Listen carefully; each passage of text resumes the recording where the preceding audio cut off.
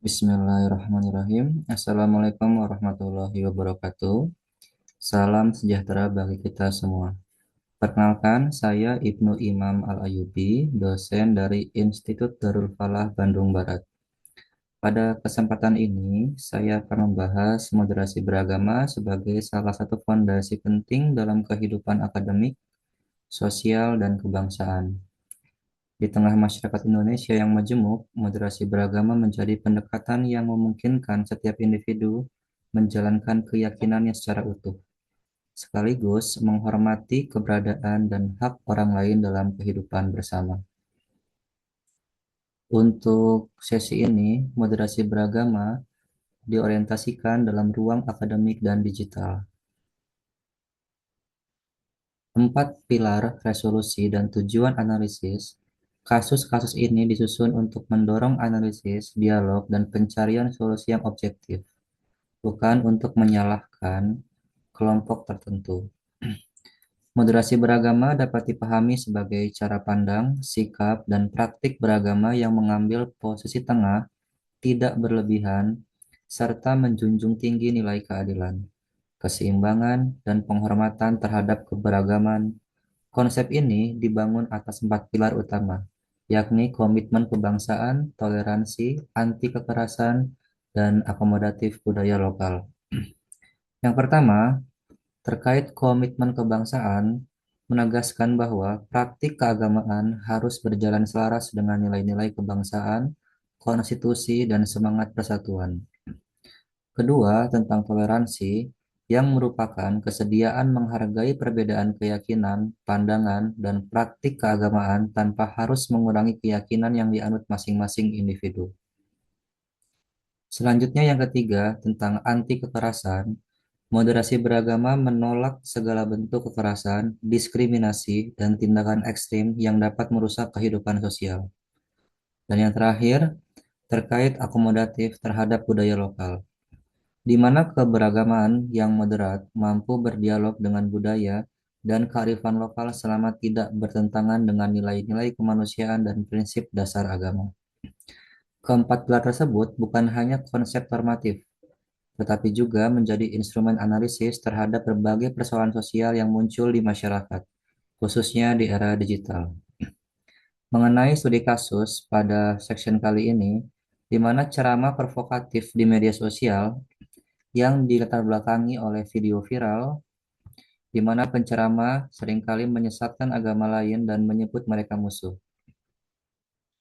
Yang kedua, adanya memicu gelombang komentar kebencian masif secara online.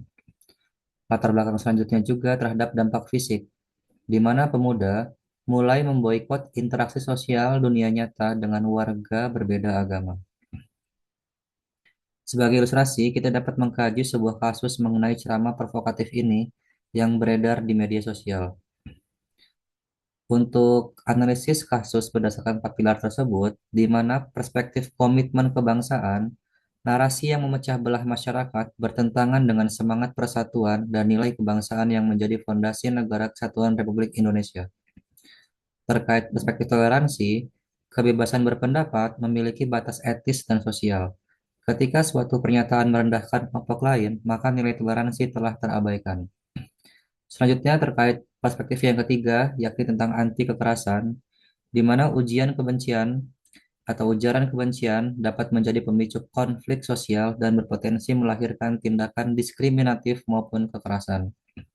Dan yang terakhir terkait perspektif akomodatif terhadap budaya lokal, di mana masyarakat Indonesia memiliki tradisi musyawarah, gotong royong, dan hidup berdampingan. Narasi provokatif ini bertentangan dengan budaya damai yang telah lama berkembang dalam kehidupan masyarakat. Adapun refleksi akademik pada section kali ini atau dari kasus tersebut terdapat beberapa pertanyaan reflektif yang penting untuk dikaji. Apakah suatu pernyataan masih dapat dikategorikan sebagai kebebasan berekspresi? Yang kedua, kapan ceramah keagamaan berubah menjadi ujaran kebencian? Selanjutnya, bagaimana membangun kontranarasi yang damai dan edukatif?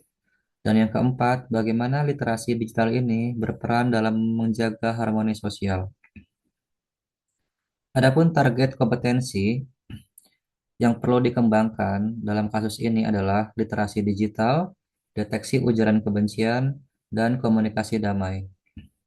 Mengenai literasi digital, kemampuan untuk memilah, memverifikasi, dan mengevaluasi informasi yang diperoleh dari media digital perlu sangat dipreferensikan. Kemudian, deteksi ujaran kebencian, di mana kemampuan mengenali narasi yang mengandung diskriminasi, provokasi, dan intoleransi perlu sangat disebut sebagai target kompetensi pada kasus ini. Mengenai komunikasi damai, kemampuan membangun dialog yang menghargai perbedaan dan mendorong penyelesaian konflik secara konstruktif. Sehingga moderasi beragama bukanlah upaya menyeragamkan keyakinan, melainkan membangun kehidupan bersama yang adil, damai, dan saling menghormati. Bagi perguruan tinggi, moderasi beragama menjadi landasan penting dalam membentuk sivitas akademika yang kritis, inklusif, dan bertanggung jawab dalam kehidupan sosial maupun digital. Dengan memahami empat pilar moderasi beragama dan menerapkannya dalam kehidupan sehari-hari, kita dapat berkontribusi dalam menciptakan masyarakat yang harmonis, toleran, dan berkeadaban. Terima kasih. Wassalamualaikum warahmatullahi wabarakatuh.